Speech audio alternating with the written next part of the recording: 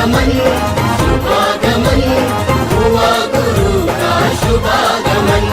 सुस्वागतम सुस्वागतम भक्त कहे गुरु सुस्वागतम।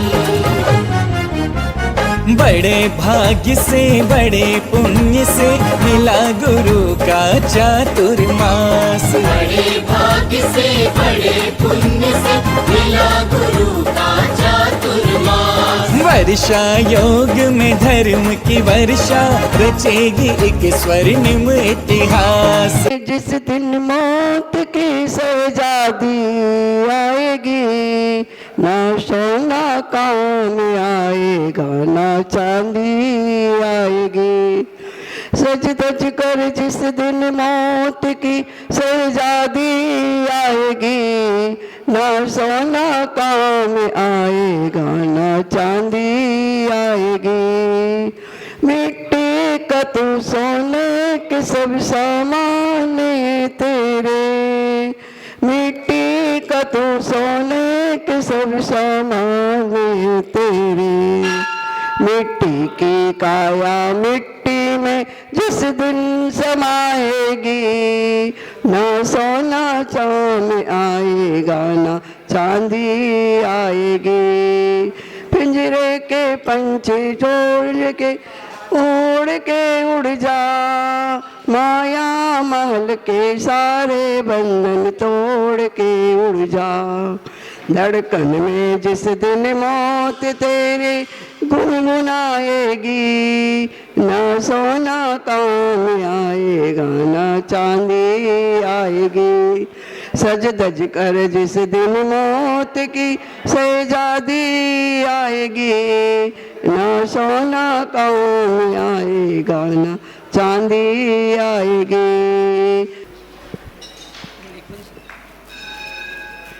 ज्योति जगाते चलो, ज्योति से ज्योति जगाते चलो। ज्ञान की गंगा बहाते चलो, ज्ञान की गंगा बहाते चलो। ज्ञान की गंगा बहाते चलो, ज्ञान की गंगा बहाते चलो। जय बोलो विराट सागर जी मुनिराज की जय, विशुद्ध सागर जी मुनिराज की जय। गुरुदेव तेरे चरणों की, गुरुवर तेरे चरणों की, मुझे धूल जो मिल जाए। चरणों की रज तक तकदीर बदल जाए। गुरु मुझे धूल जो मिल जाए, चरणों की रैया। जन्म दुख मिट दो, जन्म दुख मिट दो, जिनवाणी जग मैया जन्म दुख मिट दो।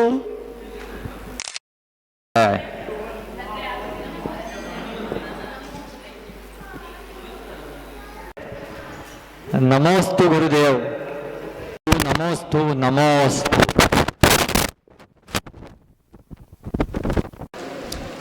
सभी लोग हाथ जोड़े, पंच परमेष्टि भगवान का स्मरण करेंगे।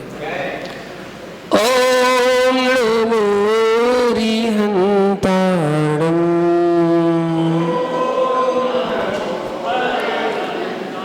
ओम नमो श्री सिद्धारम,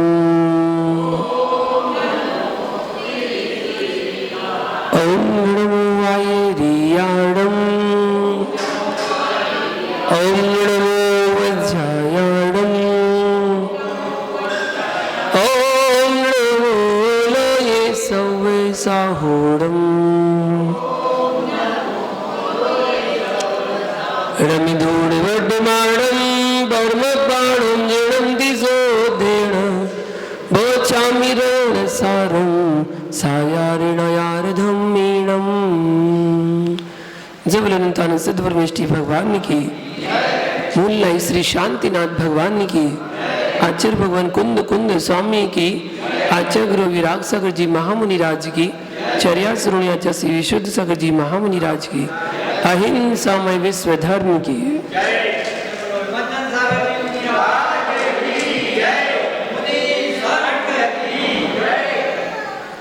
महानुभाव,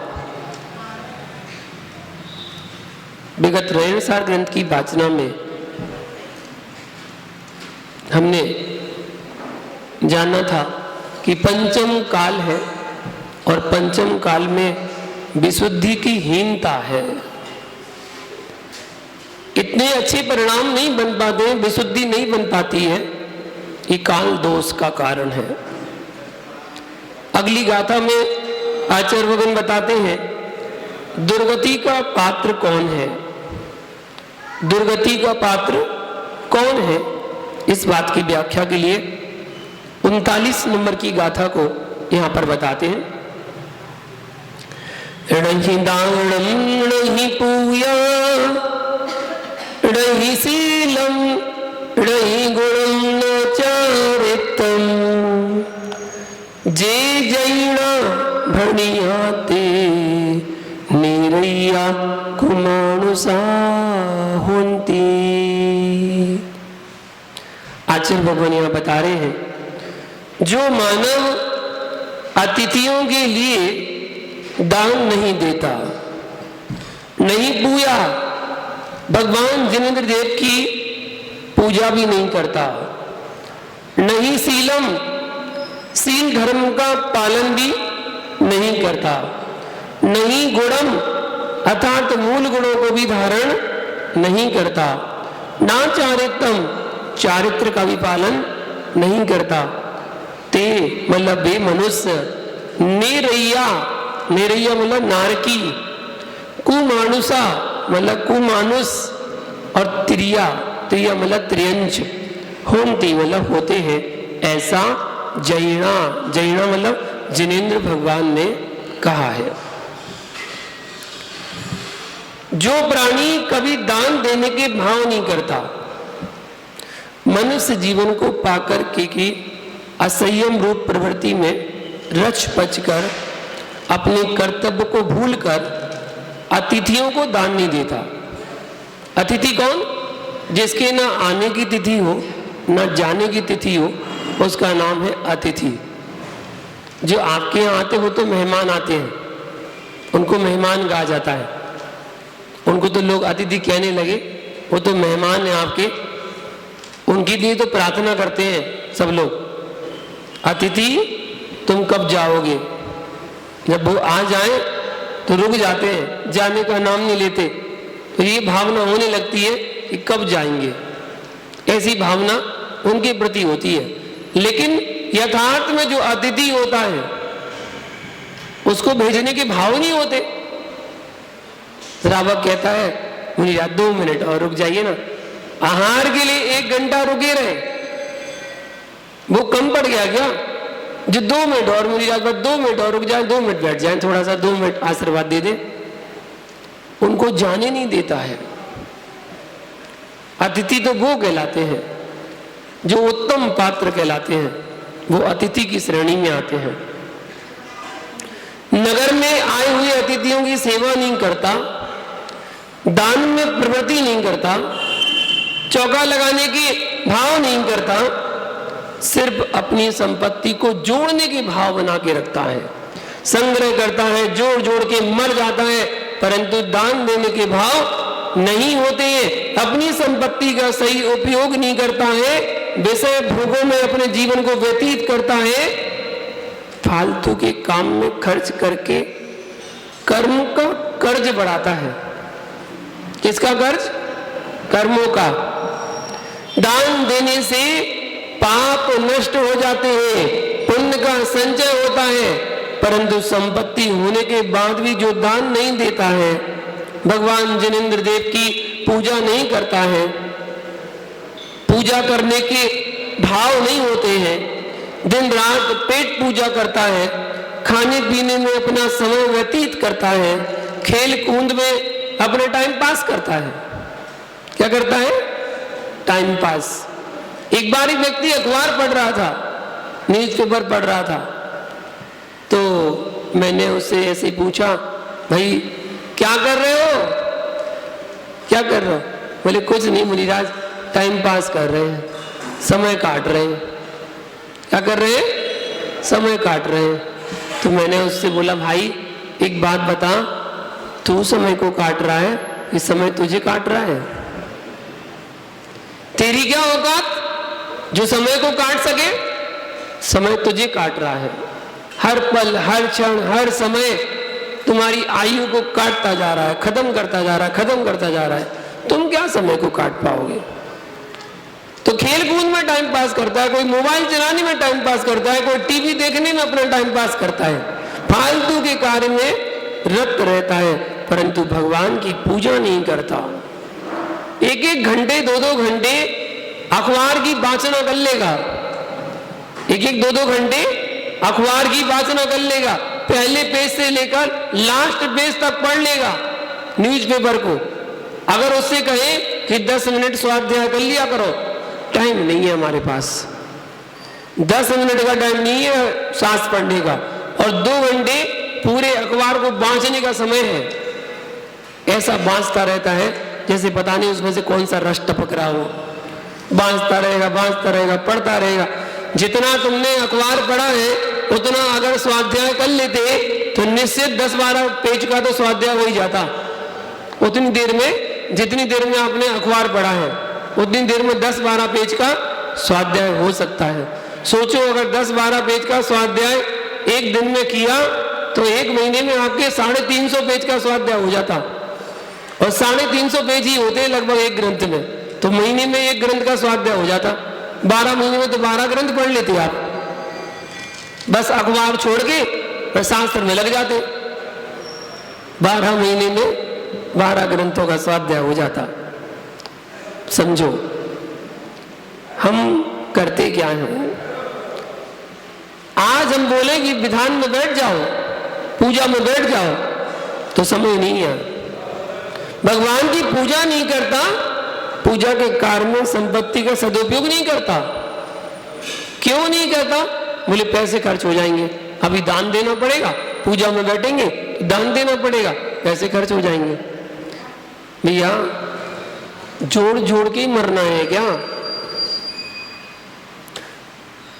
अगर दान नहीं कर पा रहे तो अच्छे से भोजन ही कर लो भैया, कम से कम अच्छा खा लो, अच्छा पहन लो, अच्छे आभूषण ले आओ, उसका उपभोग कर लो, अच्छे बढ़िया बढ़िया गहने पहन लो। अगर उपभोग नहीं कर पाए तो नाश तो होनी होना है, समाप्त तो होनी होना है। भोजन को सदैव तैयार रहता है, परंतु भजन के लिए आलसी बनकर रहता है। पार्टी के लिए बोल दो, बाजार में चलो पार्टी हो जाए, तैयार है, और ये बोल दो चलो मंदिर में 1 घंटे का भजन रखा है, नहीं। गुरु भक्ति में आने के लिए टाइम नहीं है। अगर होटल पे खाने के लिए बोल दो कि खाना खिलाने चल रहा है आज, तुरंत तैयार है। सो तो समय समय है। सुबह सोकर देरी से उठता है, रात को देर से सोता है। अभिषेक करने आएगा कैसे? पूजन भजन के कार्य करने के भाव परिणाम नहीं होते, ना ही सील का पालन करता है। और जिसने सील का धारण नहीं किया वह व्यक्ति का जीवन ही बर्बाद है। जिसने सील को धारण किया उससे दूर रहता है, धारण नहीं किया उससे दूर रहता है, और सीलवान व्यक्तियों की निंदा करता है, आलोचना करता है, बुराई करता है, उनको बुरी दृष्टि से देखता है, मन से बुरा विचारता है, स्वयं पापों में सदा परिपूर्ण रहता है, पाप के कार्यों में रत रहता है, कुशील वृत्ति वाला है, इधर उधर भटकता है, दिन रात पाप करता है और मन चाहा भोग भोगता है। कुशील वाला प्राणी विवेक रहित होता है, उसका विवेक खत्म हो जाता है, उसका विवेक समाप्त हो जाता है। जो कुशील वाला प्राणी कहलाता है। पुण्य पाप के परिज्ञान से रिक्त होता है।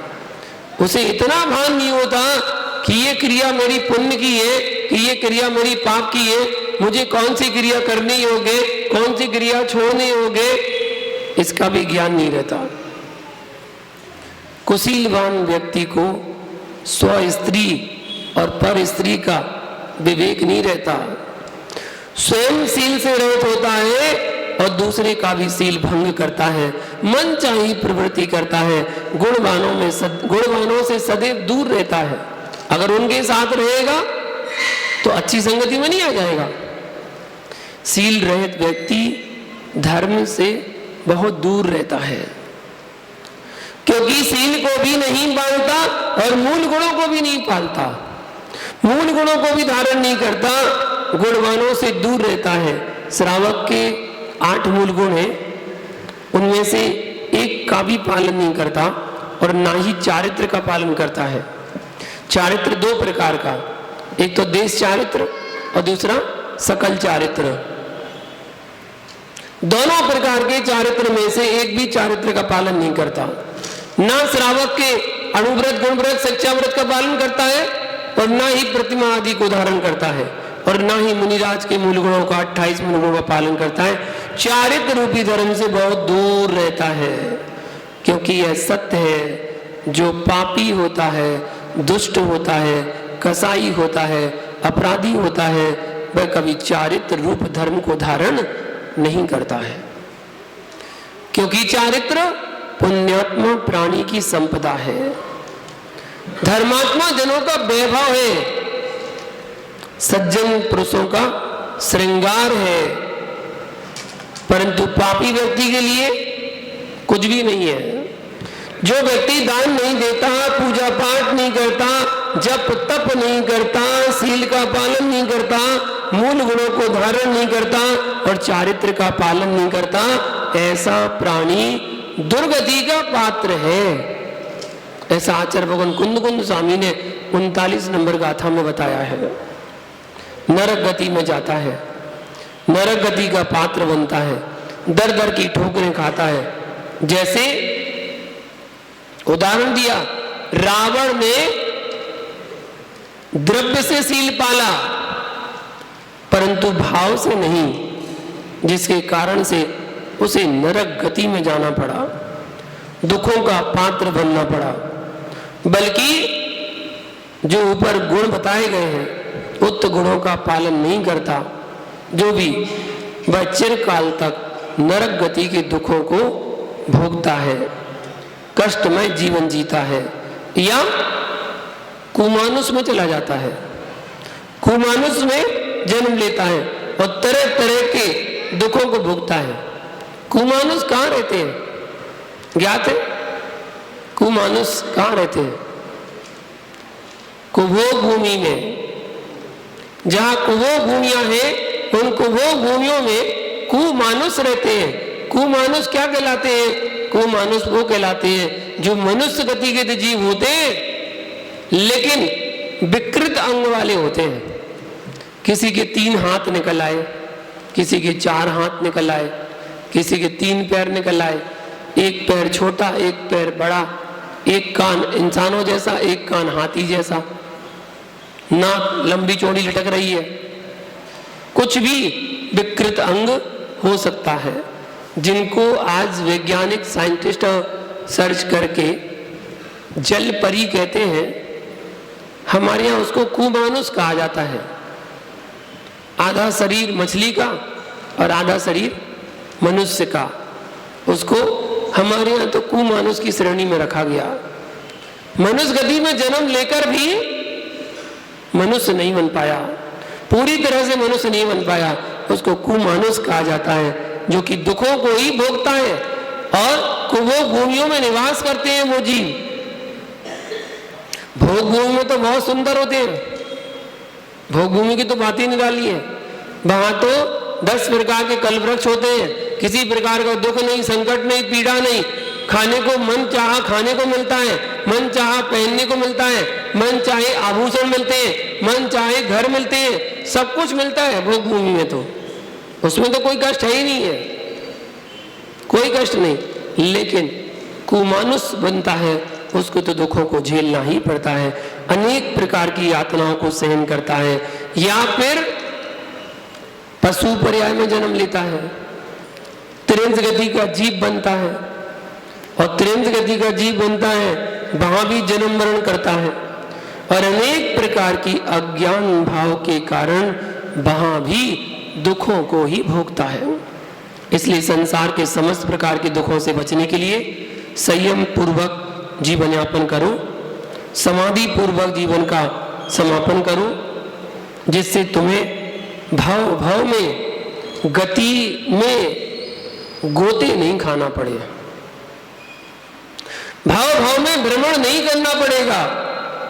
यदि आदमी ने एक गुण को पा लिया तो शेष गुणों को भी पाना संभव है, परंतु जिसने पहली सीढ़ी पर पहला कदम नहीं रखा, पहली सीढ़ी नहीं चढ़ा, वह मंजिल के लिए प्राप्त नहीं कर सकता।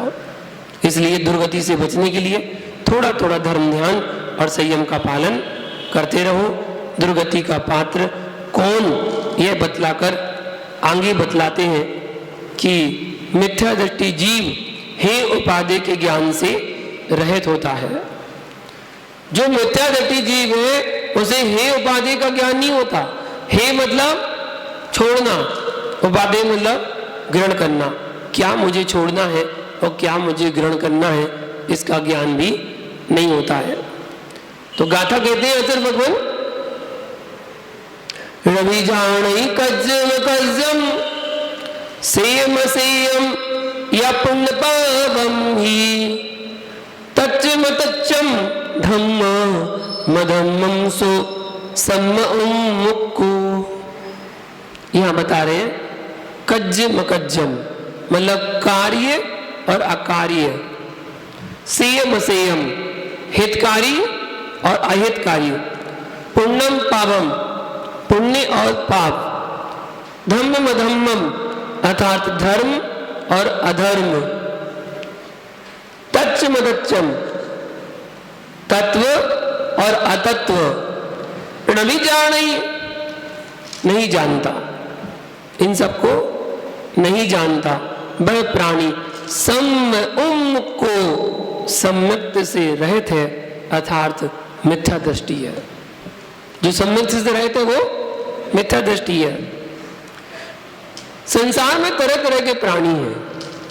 अपने आप को सम्य दृष्टि कहने वाला अभिमान से भरे हुए हैं, जो चिल्ला चिल्ला कर बोलते हैं मैं सम्य दृष्टि। तुम्हें कैसे पता सम्य दृष्टि हो? तुमने कैसे ज्ञान प्राप्त कर लिया ये सम्य दृष्टि हो?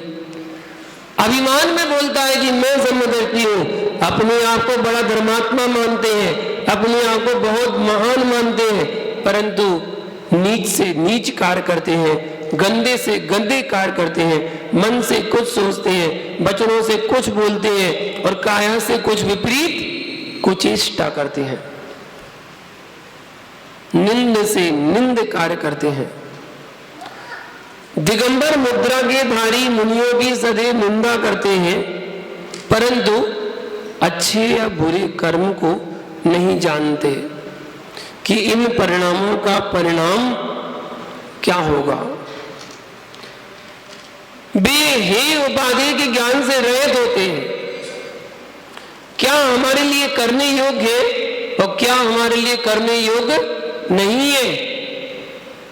वे यह भी नहीं जानते कि इससे हमारी आत्मा का क्या होगा, आत्मा का विकास होगा या आत्मा का विनाश होगा, आत्मा का कल्याण होगा या फिर आत्मा का अकल्याण होगा, क्या होगा क्या नहीं होगा, कुछ भी ज्ञान नहीं। हित अहित को नहीं जानते हैं कि किस में हमारा हित है और किस में हमारा अहित है, यह नहीं समझते हैं और अहित में ही अपना हित समझते हैं। जिन कामों से अहित होता है बड़े सरल और सहज लगते हैं, वो व्यक्तियों को बहुत आसान लगते हैं। जिनसे हमारी आत्मा का अकल्याण होना है। सपोज करें कोई भी खाने पीने की वस्तु, अशुद्ध खाना, जिनसे हमारी आत्मा का अकल्याण हो सकता है, और आत्मा तो छोड़ो शरीर का भी अकल्याण हो सकता है उन खाने पीने वाली वस्तुओं से। उसमें भी हमारा विवेक नहीं है, उसमें हमारा हे उपादेय का ज्ञान नहीं है कि क्या हमारे लिए हितकारी है, ग्रहण करने योग्य है, और क्या हमारे लिए अहितकारी है, इसका भी भान नहीं है। कौन सा कार्य हमारे लिए हितकारी है, कौन सा कार्य अहितकारी है, और पुण्य पाप क्या है, इसे नहीं समझते। विवेक शून्य होकर के कार्य करते हैं, विवेक से रहित होकर के कार्य करते हैं। पुण्य पाप को ना समझने से मन चाही क्रिया करते हैं, मन से कार्य करते और मनमानी करते। पुण्य वह है जो इष्ट वस्तु को प्रदान करता है, और पाप वह है जो अनिष्ट वस्तु को प्रदान करता है। परंतु अनुकूलता लाता है, पुण्य अनुकूलता लाता है और पाप प्रतिकूलता लाता है।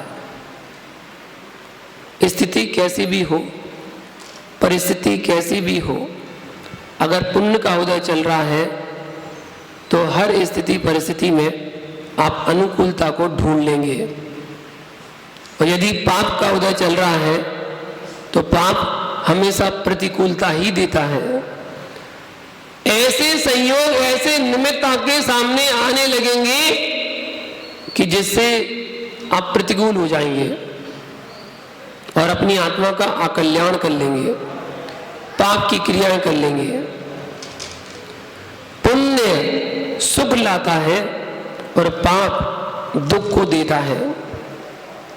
परंतु वे मिथ्या दृष्टि अज्ञानी जीव पुण्य पाप को नहीं समझते हैं, कल्याण अकल्याण को नहीं समझते हैं, धर्म अधर्म को नहीं समझते हैं कि धर्म का स्वरूप क्या है और अधर्म का स्वरूप क्या है। हमें क्या करना चाहिए? धर्म करना चाहिए या अधर्म करना चाहिए? धर्म से कल्याण होता है या अधर्म से कल्याण होता है? किसके कल्याण होता है, किससे कल्याण होता है? परंतु मिथ्या दृष्टि जीव धर्म अधर्म के विवेक से रहित होते हैं। आचार्यों ने जिनागम में धर्म अधर्म का स्वरूप इस प्रकार प्रतिपादित किया है कि जो प्राणियों को संसार के दुखों से निकालकर उत्तम सुखों में पहुंचा दे, प्राप्त करा दे, वह धर्म है। और इससे विपरीत मिथ्या दर्शन, मिथ्या ज्ञान और मिथ्या चारित्र ये अधर्म है। धर्म करने से व्यक्ति उत्तम गति को प्राप्त होता है और अधर्म करने से खोटी गति को प्राप्त होता है। धर्म से प्राणी पावन होता है और अधर्म से प्राणी पतित होता है। अधर्म करने से पाप कर्म का आश्रय होता है और भाव करने से पुण्य कर्म का आश्रय होता है। परंतु मूढ़ बुद्धि, अज्ञानता के कारण, विवेक शून्य होने के कारण सही परख नहीं होती है। वह सही परख नहीं कर पाते हैं, तत्व अतत्व को नहीं जानते हैं कि तत्व क्या है, अतत्व क्या है। जैन दर्शन में 7 तत्वों की व्याख्या है, 7 तत्व माने गए हैं, और अन्य मत वाले कोई 25 तत्व मानता है, कोई कितने मानता है, कोई कितने मानता है। परंतु मिथ्या ज्ञान होने के कारण वह तत्व से विमुख हो जाता है और तत्व के स्वरूप को नहीं समझ पाते। तत्व की नासमझी के कारण संसार में ही परिभ्रमण करते रहते हैं और एक दो नहीं, गति गति में भ्रमण करते हैं, संसार के समस्त दुखों को भोगते हैं। आचार्य भगवान कुंद कुंद स्वामी ने भाव पाहुण ग्रंथ की गाथा नंबर 141 में बताया है, जीव विमुख को सबो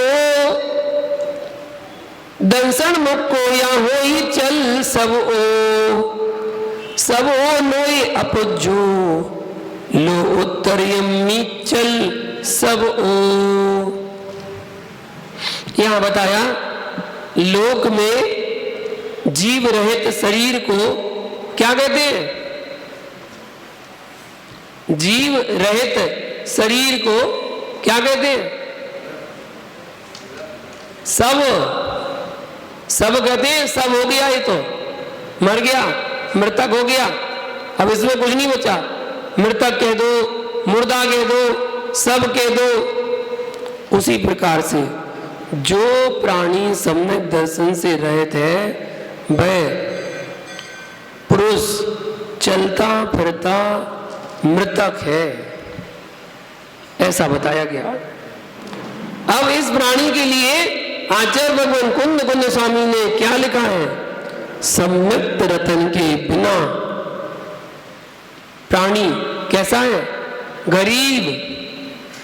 जिसके पास सम्यक रूपी रतन नहीं है वो प्राणी गरीब है, भिखारी, पतित है, पापी है। जैसे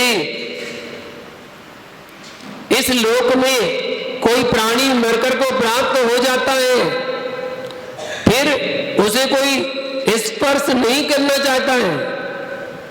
यदि कोई उसे स्पर्श कर लेता है तो क्या करना पड़ता है? स्नान। तो उसे स्नान करना पड़ता है। मृत व्यक्ति स्पर्श के योग्य भी नहीं होता, उसी प्रकार सम्यक रहित प्राणी स्पर्श योग्य भी नहीं होता। मिथ्यात्व के कारण से संसार, समस्त संसार के दुखों का अधिकारी बन जाता है। क्योंकि यदि दर्शन मिथ्या है तो ज्ञान भी मिथ्या है, और ज्ञान मिथ्या है तो चारित्र भी मिथ्या है। और जहां के सारी क्रियाएं मिथ्या हैं वहां पर प्रति समय परिणामों की हत्या है, अर्थात परिणामों की हिंसा है। इसी कारण से दुखी रहता है मिथ्या दृष्टि जीव। आगे जो हे उपादेय के ज्ञान से रहित होता है उसे सम्यक दर्शन नहीं होता। हे उपादेय ज्ञान से रहित है उसको सम्यक दर्शन नहीं होता। इस बात की व्याख्या के लिए अगला श्लोक 41 नंबर का श्लोक यहां पर कह रहे हैं आचार्य भगवान। रणविजाणई जोगम जोगम नित्य मणिच्यम हेम उपादेयम सत्यम असत्यम भवम मवब्बम सो सम उम्मुक्को। उसी गाथा को ही विस्तारित किया गया है। यहां बताया जोग मजोगम अर्थात जो प्राणी योग्य और अपादेय, योग्य और अयोग्य विषय को नित्य मनित्यम, नित्य और अनित्य को हेम उपादेयम, त्यागने योग्य और ग्रहण करने योग्य, सत्यम असत्यम, सत्य और असत्य को, भव्य मवब्बम, भव्य और अवव्य के स्वरूप को नविजाणई नहीं जानता। कौन? मिथ्या दृष्टि। जो मानव अपनी अमूल्य इस मनुष्य देह को प्राप्त करके भी पशु जैसा आचरण करता है, पशु के समान दिन रात खाता रहता है, जैसे पशु खाते ना, वैसे देखा जाए तो पशु तो शांत परिणामी है, रात को खाना नहीं खाते। पशु रात को खाना नहीं खाता, पशु रात को पानी नहीं पीता, पशु रात को बोलता नहीं है, पशु रात को चलता नहीं है, एक जगह ठहर जाता है। लेकिन इससे विपरीत मनुष्य मनुष्य चलता भी है, बोलता भी है, खाता भी है, ऐसा कोई काम नहीं जो मनुष्य रात के नहीं करता हो। भक्ष्य अभक्ष्य सभी पदार्थों को खा पी करके अपने यौवन के मद में फूलता रहा, अपनी मनमानी करता रहा, योग्य अयोग्य कार्य को नहीं समझता है, अच्छे बुरे कार्य को नहीं समझता है, विवेक शून्य होकर के पशुओं जैसी मनचाही जगह पर घूमता रहता है और ना करने योग्य क्रियाओं को बार बार करता है। किसको? ना करने योग्य क्रियाओं को बार बार करता है। पाप में क्रियाओं में आनंद मनाता है, आर्त ध्यान रौद्र ध्यान करता है, भला करने वालों का हमेशा बुरा सोचता है, गालियां बकता है, मारने को दौड़ता है।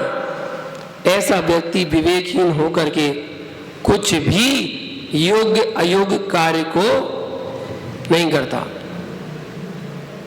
क्या हमारे योग्य है? क्या हमारे योग्य नहीं है? विवेक शून्य प्राणी कुछ भी करता है तो विवेकहीन प्राणी बच्चे जैसी क्रिया करता है, निश्चल, अंदर बाहर एक समान, ऐसे अपनी जिंदगी यापन करता है। छोटा सा बच्चा यदि मां से चंद्रमा मांगे तो यह उस बच्चे को लीला मानी जाएगी, उस बच्चे की लीला मानी जाएगी। और यदि 80 साल का बूढ़ा, यदि 80 साल का बूढ़ा यदि चंद्रमा की मांग करे तो उसकी विवेकहीनता मानी जाएगी, उसकी विवेकहीनता मानी जाएगी। नित्य अनित्य को नहीं जानता है। नित्य अनित्य क्या है, अनित्य क्या है और नित्य क्या है? क्या हम इस संसार में सदा सदा रहेंगे, हमेशा के लिए आ गए? क्या संसारी पदार्थ सदा सदा हमारे साथ रहेंगे? कौन स्थिर है, कौन अस्थिर है, इस प्रकार के ज्ञान से रहित होता शरीर के मरण होने पर आत्मा का मरण मानता है। शरीर की आयु पूरी हो गई, आत्मा का मरण मानता है। शरीर के विनाश पर अपना विनाश मानता है, क्योंकि शरीर और आत्मा के ज्ञान से रहित होता है, शरीर और आत्मा को एक मानता। मिथ्या दृष्टि जी, बहिरात्मा जी, मैंने 3 आत्मा के बारे में बताया था, बिल्कुल सरल परिभाषा। जो शरीर और आत्मा को एक मानता है बहिरात्मा, जो शरीर और आत्मा को अलग अलग मानता है अंतरात्मा, और जो शरीर और आत्मा को अलग अलग कर चुका है वो परमात्मा। बस 3 ही तो आत्मा है। तो जो शरीर और आत्मा को एक मानता है वो बहिरात्मा है, मिथ्या दृष्टि। जो शरीर है वह आत्मा है और जो आत्मा है वह शरीर है। इस प्रकार विपरीत ज्ञान से सहित होता है। इसी कारण से विपरीत ज्ञान होने के कारण हे उपाधि को नहीं समझ सकता है, हे उपाय का ज्ञान नहीं होता है। हमारे लिए क्या ग्रहण करने योग्य है और क्या छोड़ने योग्य है। हे यानी छोड़ने योग्य, उपाधि यानी ग्रहण करने योग्य, ग्रहण करने योग्य, दोनों बातें समझना। उपाधि यानी ग्रहण करने योग्य, हे मतलब छोड़ने योग्य। अज्ञानता के कारण से यह सिद्ध यह नहीं समझ पाता है कि हम धर्म को ग्रहण करें और अधर्म को छोड़ें, पुण्य को ग्रहण करें और पाप को छोड़े। वह अज्ञानता के कारण से समझ नहीं पाता, और जब समझ नहीं पाता तब वह पुण्य को विष्टा के समान मान करके छोड़ देता है। विष्टा मतलब मल, और पापमय आचरण करने लगता है, धर्म को छोड़ देता है और अधर्म के मार्ग पर प्रवृत्ति करता है, अहिंसा को छोड़ देता है और हिंसा के कार्य में रत हो जाता है, क्योंकि हे उपाधि के ज्ञान से यह शून्य होता है। हे उपाधि के ज्ञान से शून्य होने के कारण सत्य और असत्य को भी नहीं जानता कि सत्य क्या है और असत्य क्या है। सत्य असत्य का ज्ञान न होने के कारण ही जीव सदा दुखी रहता है, कर्मों को बांधता रहता है, सत्य को आनंद मानता है और असत्य को सत्य मानता है, सत्य असत्य की उलझन में उलझा रहता है। परंतु त्रियंच ज्ञान, परंतु विपरीत ज्ञान होने के कारण वह खोटी गति में ही जाता है और निर्णय नहीं कर पाता है कि आज के समय में और इस पंचम काल में सत्य को समझना बहुत बड़ा स्वाध्याय है। सत्य को समझना बहुत बड़ा स्वाध्याय है। केवल उतना तो समझ लो सत्य है क्या चीज। आज हम सत्य को स्वीकार ही नहीं कर पाते हैं, और सत्य को पालना बहुत बड़ी तपस्या है। परंतु मूल व्यक्ति अज्ञानता के कारण सत्य असत्य का ज्ञान नहीं प्राप्त कर पाता, भव्य अभव्य के स्वरूप को नहीं जानता है। जिनागम में भव्य अभव्य का स्वरूप क्या बताया गया? जिस प्राणी में सम्यक दर्शन प्राप्त करने की योग्यता है उसे भव्य कहते हैं, और जिस प्राणी में सम्यक दर्शन प्राप्त करने की योग्यता नहीं है वह अभव्य कहलाता है। अथवा जो मोक्ष जानने में सक्षम नहीं है वह अभव्य है। इस प्रकार से वर्णित ज्ञान को धारण करने वाला आगम के अर्थ को नहीं समझता, और आगम का वचन है जो भव्य है वह अभव्य नहीं हो सकता है, और जो अभव्य है वो कभी भव्य नहीं हो सकता है। परंतु आगम पर सच्चा श्रद्धा न होने के कारण सही विवक्षा नहीं कर पाता है। इस प्रकार के प्राणी योग्य अयोग्य को नहीं जानता, नित्य अनित्य को नहीं जानता, हे उपाधि को नहीं जानता, सत्य असत्य को नहीं जानता, और भव्य अभव्य को भी नहीं जानता है, ना ही समझता है। वह मिथ्या दृष्टि कहलाता है। उसे जिन्हें भगवान ने मिथ्या दृष्टि और घोर संसारी कहा है। समझो, सम्यक रहित जीव का कथन करके आगे वैरागी जनों के लिए लौकिक संगति का निषेध बताते हैं। जो वैराग को धारण करना चाहते हैं ना, उन्हें लौकिक जनों की संगति नहीं करना चाहिए। लौकिक जन मतलब रागी, द्वेषी, क्रोधी, मायावी, लोभी, हिंसा करने वाले, झूठ बोलने वाले, परिवार चलाने वाले, घर गृहस्थी चलाने वाले, इनकी संगति नहीं करना चाहिए।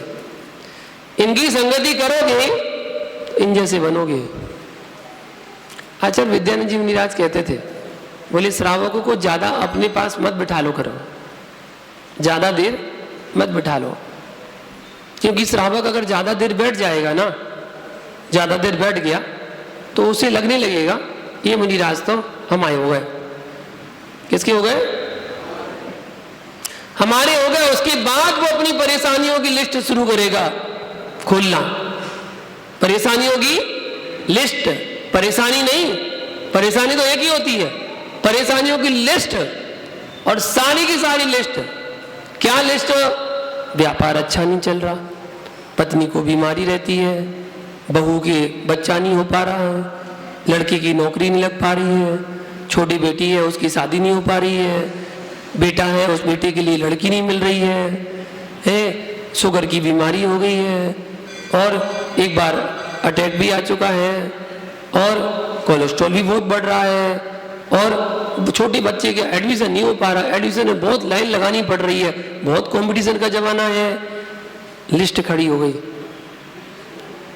इसलिए उनकी संगति मत करो, निषेध बताया गया, उनकी संगति मत करो। गाथा में कहते हैं आचार्य भगवान, क्या कह रहे हैं?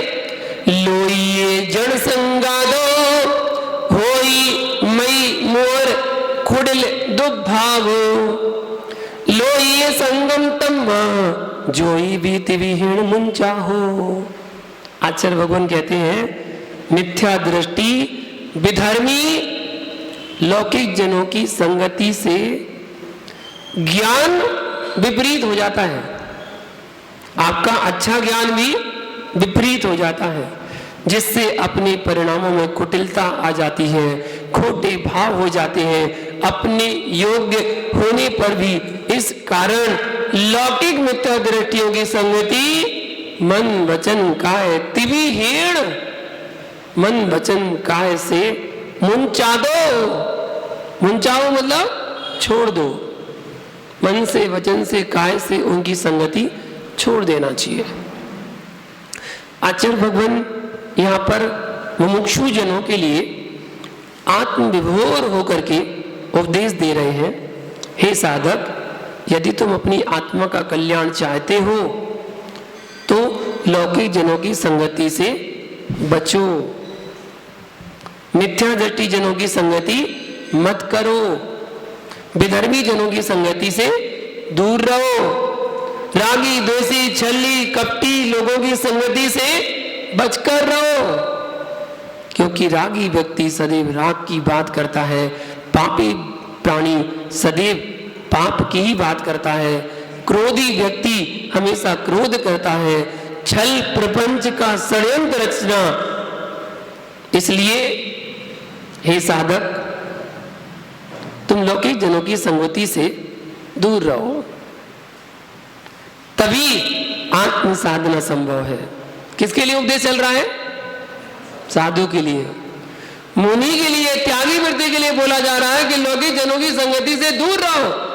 लेकिन इससे विपरीत लौकिक लोगों को कहा जा रहा है कि आप साधु संगति में रहो। आप साधु संगति में रहोगे तो आपकी संगति ऐसी अच्छी होगी कि आपके आत्मा का कल्याण हो जाएगा। इसलिए आप तो उनकी संगति में रहो, वो आपकी संगति में ना रहे। अब दोनों बातें संभव कैसे है भाई? वो आपकी संगति नहीं करे और आप उनकी संगति करो, ऐसे दोनों बातें कैसे संभव है? संभव है, संभव है। आप साधु की संगति में अभी हैं। आप क्या है? अभी साधु की संगति में बैठे हैं, 1 घंटा उपदेश चल रहा है, आप उस 1 घंटे का आनंद ले रहे हैं, 1 घंटे उनकी संगति में बैठे हैं। साधु श्रावक की संगति में 1 घंटे ना बैठे। अगर साधु श्रावक के लिए उपदेश भी दे रहा है तो वो उपदेश उनके साथ साथ अपने लिए भी दे रहा है, अपनी आत्मा के लिए भी उपदेश चल रहा है।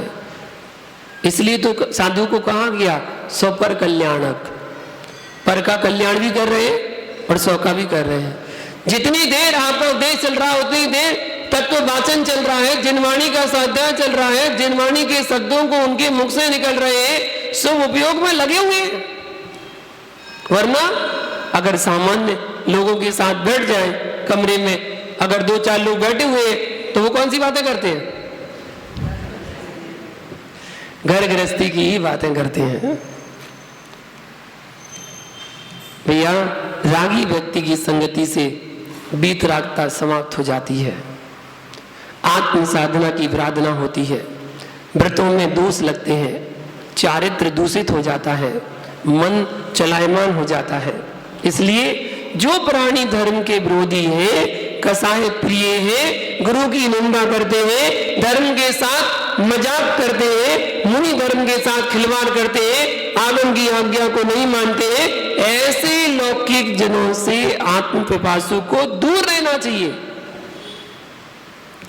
उनसे बिल्कुल दूर रहना चाहिए। संयमी को संयमी के साथ रहना चाहिए, त्यागी को त्यागी के साथ रहना चाहिए, साधक को साधक के साथ रहकर अपनी आत्म साधना करना चाहिए, धर्मात्मा को धर्मात्मा के साथ रहना चाहिए।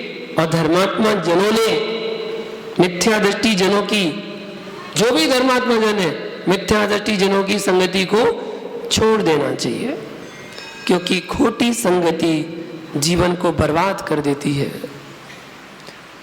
शराबी की दुकान पर जाकर 3 शराबी आपके दोस्त हैं और आप शराब नहीं पीते हैं, आपने कोल्ड ड्रिंक का ऑर्डर दिया, उन 3 ने शराब का ऑर्डर दिया, वो 3 शराब पी रहे हैं और आप कोल्ड ड्रिंक पी रहे हैं, एक ही टेबल पर बैठे हैं, सामने देखने वाला क्या बोलेगा?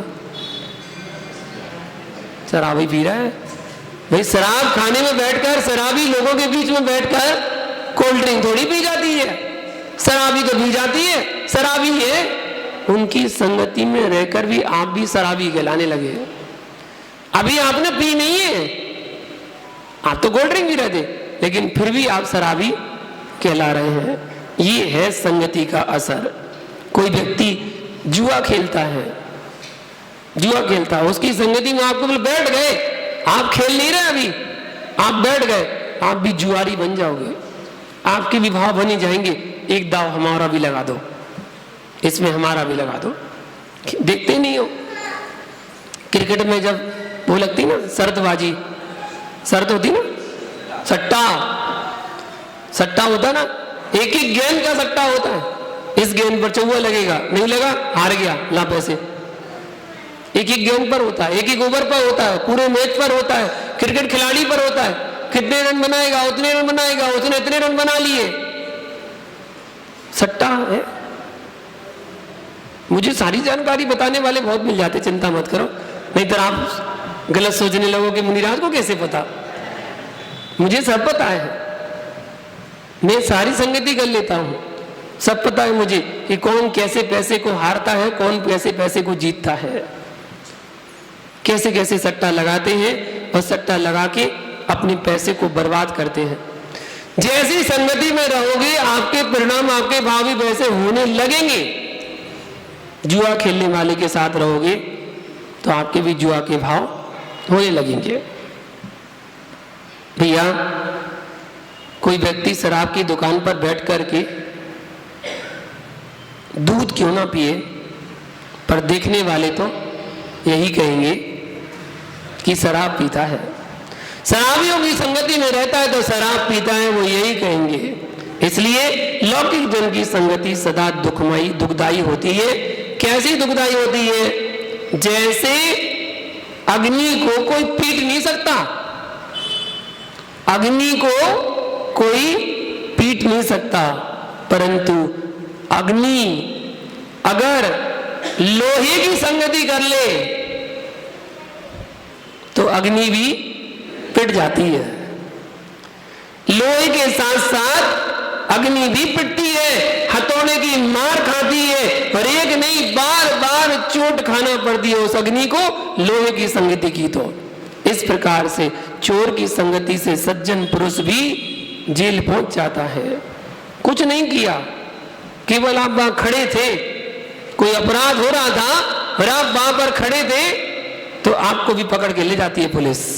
लोक निंदा का पात्र बनता है, दर दर की ठोकरें खाता है। कुसंगति से बचना आज के समय में बहुत बड़ी तपस्या है, बहुत बड़ी तपस्या, साधना है, क्योंकि इस संसार में पुण्य करने वाले कम है और पाप करने वाले अधिक है। गलत रास्ते बताने वाले अधिक मिल जाते हैं और अच्छा रास्ता बताने वाले बहुत कम मिलते हैं। कुसंगति दुर्गति में जाने वाली है। जब जब प्राणी संयम और चारित्र से पतित होता है, तब तक कुसंगति ही कारण बनती है। कोई संयम धारण कर लेता है, दीक्षा ले लेता है, त्यागी वृत्ति बन जाता है और अपने मार्ग से च्युत होता है, गिरता है, तो उसका कारण एक ही होता है, कुसंगति का कारण, कुसंगति की, और वो अपने मार्ग से पतित हो गया। जैन होने के बाद भी कुसंगति के कारण ऐसे भी जैनी मिल जाते हैं जो अवक्ष का सेवन करते हैं, जिनको हमारे यहाँ छूना भी पाप बताया गया है, स्पर्श करना भी पाप बताया गया, उसका सेवन करते हैं, शराब पीते हैं और स्त्री सेवन गमन करते हैं, वैयावृत्ति को छोड़कर वैश्यावृत्ति करने लग जाते हैं, न्याय मार्ग को छोड़कर अन्याय मार्ग पर चलने लग जाते हैं, अनीतिपूर्ण व्यवहार करने लगते हैं। इसलिए लौकिक जनों से दूर रहना चाहिए, क्योंकि लौकिक जनों की संगति जीवन के अंत तक क्या भाव में भी कष्टदायी होती है। अंत तो छोड़ो, भाव में कष्टदायी होती है। खोटी संगति से ज्ञान भी खोटा हो जाता है। जैसे एक सेब फल सड़ा है पूरी टोकरी में, पूरी पेटी में एक सेब फल सड़ा है, तो बताओ उसकी संगति में आसपास रहने वाले जो 3 सेब फल उससे स्पर्श कर रहे हैं, वो 3 सेब फल भी सड़ जाते हैं। चारों सेब फल एक ही टोकनी में रखे थे, एक सड़ गया तो 3 उसकी संगति में आकर सड़ जाते हैं। इसलिए आप भी यही काम करते हो। जब 1 किलो सेब लेकर आते हो ना बाजार से, तो उसमें 4 या 6 सेब चढ़ जाते हैं। तो 6 सेब आप लेकर आए, घर में आकर देखा तो उसमें 1 सेब में दाग था, थोड़ा दाग था। तो पहले कौन सा सेब खाओगे, दाग वाला कि अच्छा वाला? कौन सा वाला खाओगे? दाग वाला ना। दाग वाले को सुधार लोगे, छोड़ दोगे और बाकी का खा लोगे, और बाकी 5 सेब कहाँ रखोगे? फ्रिज में रख दोगे। और शाम को देखा कि दूसरा सेब में दाग लग गया, कौन सा सेब खाओगे, अच्छा वाला कि दाग वाला? दाग वाला खाओगे ना, आदत पड़ गई ना, दागीले खाने की आदत पड़ गई ना। वो दाग वाला उठा के सुधार के और वो खा लेगा। अगले दिन सुबह तीसरे सेब में दाग लग गया, कौन सा खाओगे? दाग वाला ही खाओगे। अच्छा खा ही नहीं सकते, अच्छा खा ही नहीं सकते। अगर वो पहला दाग वाला सेब आप फेंक देते तो 5 सेब कैसे खाते? अच्छे खाते। वो पहला वाला दाग खा लिया ना, तो वो दागीला ही खा रहे हैं। आदत पड़ गई है, कुसंगति का प्रभाव है। इसलिए सज्जन पुरुषों को दुर्जनों की संगति नहीं करना चाहिए, क्योंकि नीतिकारों ने कहा है संकट 5 हस्तेन 10 हस्तेन बाजिन हस्ती हस्त सहस्त्रेण देश त्यागेन दुर्जना। मार्ग में यदि सामने से गाड़ी आ रही है तो 5 हाथ दूर हो जाना चाहिए, 5 हाथ दूर हो जाना चाहिए। और यदि कोई महिला गाड़ी चला रही हो तो अपनी गाड़ी को खड़ी कर लेना चाहिए, उनको निकल जाना चाहिए, उनको निकल जाने दो, आप चली जाओ, हम तो बाद में चले जाए, वरना गड़बड़ हो जाएगी। तो गाड़ी निकल रही है तो 5 हाथ दूर जाना चाहिए। यदि घोड़ा आ रहा है तो 10 हाथ दूर हो जाना चाहिए। यदि हाथी आ रहा है तो 1000 हाथ दूर हो जाना चाहिए। परंतु दुर्जन प्राणी अगर सामने से आ रहा हो, उसे देख करके उस गांव को, शहर को, उस देश को छोड़ देना चाहिए। नीतिकार ने कहा है दुर्जन किसी को छोड़ता नहीं है। इसी प्रकार से नीतिकार कहते हैं तक्षकस्य विषम दन्ते मक्षिकाया विषम सिरे वृश्चिकस्य विषम पुंछे सर्वांगे दुर्जनो विषम। क्या बात बोली है। सांप के पास कहां विष होता है? सांप के दांतों में विष होता है। इसलिए सपेरा सबसे पहले क्या निकालता है? दांत निकाल देता है। अब वो काटता रहे, सपेरा को मुंह ऐसा भर लेता है वो, तब भी कुछ नहीं होता।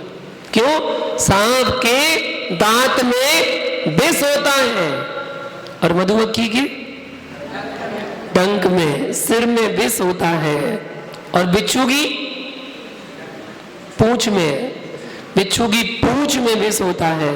सबके एक एक स्थान निश्चित है, परंतु दुर्जन मनुष्य के सर्वांग में जहर होता है। सर्वांग में, पूरे सर्वांग में उसके जहर होता है। इसलिए दुर्जन व्यक्ति की संगति कभी नहीं करना चाहिए, क्योंकि दुर्जन को अच्छी संगति मिलने पर भी नहीं सुधरता, दुर्जन को अच्छी शिक्षा देने पर वह सज्जन नहीं होता। कितनी अच्छी शिक्षा दे दो भैया, नीम के वृक्ष को घी से सींचो, दूध से सींचो, पर भी वह कड़वा ही निकलेगा, उसका कटु स्वभाव वो छोड़ता नहीं है। इसी प्रकार खोटी संगति वाला प्राणी किसी को छोड़ता नहीं है, लाख प्रयास करने पर भी नहीं सुधरता। जिस प्रकार सांप को दूध पिलाओ, क्या उगलता है? जहर ही उगलता है। उसी प्रकार दुर्जन व्यक्ति को हित की बात बताने पर भी वह क्रोध ही करता है, गालियां ही बकता है। इसी कारण से आचार्य भगवान ने यहाँ पर बताया कि लौकिक जनों की संगति का निषेध करना चाहिए।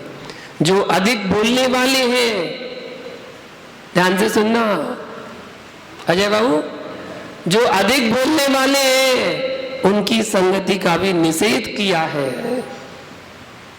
जो अधिक बोलते हैं उनकी संगति मत करो, क्योंकि अधिक बोलने वाला व्यक्ति असत्य बोलता है, मनचाहा बोलता है, असभ्य वचन बोलता है, मायाचार से युक्त वचन बोलता है। अधिक बोलने वाला क्या बोलेगा इसका भी कोई भरोसा नहीं है, कोई भरोसा नहीं है क्या बोलेगा। यदवा तदवा कुछ भी अनाप शनाप कुछ भी बोलना शुरू कर देगा, और एक की चार, चार की आठ, वो कहते हैं ना डींगे हाँकना, इसको कहते हैं डींगे हाँकना। मैंने ये कर दिया, मैंने वो कर दिया, मैंने ये कर दिया, मेरी समूह में इतने लोग, मेरे में इतने, कोई सुनना ही नहीं चाहता तुम्हारी बात, सुनाया जा रहा है, सुनाया जा रहा है, बोले जा रहा है, बोले जा रहे हैं। अधिक बोलने वाले की संगति का निषेध किस लिए किया? आचार्य भगवान जवाब देते हैं किस लिए किया?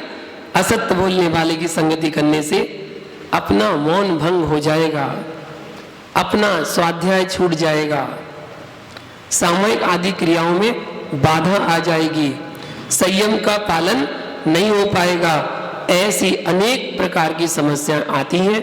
अधिक बोलने वाले प्राणी को कोई पसंद भी नहीं करता, वह बड़बड़ाता रहता है, बक बक बक बक बक बक करता है। इसलिए ऐसे लोगों की संगति नहीं करना चाहिए जो खोटी भावना से युक्त है, सदा दूसरों का बुरा सोचते हैं, सदा दूसरों का बुरा करते हैं, बुरी भावना से जिनका मन सदैव दूषित रहता है। ऐसे लोगों की संगति साधक जनों के लिए तो सदा वर्जित है, साधक लोगों को तो नहीं करना चाहिए।